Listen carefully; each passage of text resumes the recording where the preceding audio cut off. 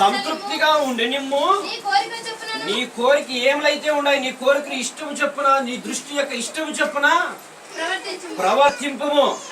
అయితే ఇక్కడ చెప్తున్నాడు, నీకు ఇష్టపడ్డాడు తిరుగుతున్నావు మంచిదే, నీకు ఇష్టపడ్డాడు ప్రవర్తిస్తున్నావు మంచిదే, కానీ నీకు దేవుడు జీవితాన్ని ఇచ్చింది, ఆయుష్ని ఇచ్చింది దీనికోసం కాదు.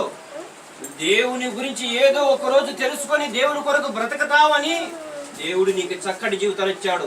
యవనుడా, ఓ యవనుడా, నీ యవన కాలమందు సంతోషపడము.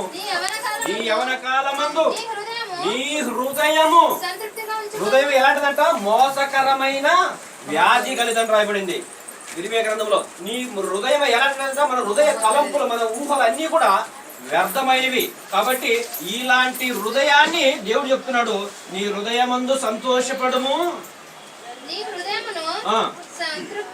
సంతృప్తిగా ఉండనిమ్ము. నీ కోరిక చొప్పున, నీ దృష్టి అంటే చూసే నీ కళ్ళు బట్టి ఇష్టము చొప్పున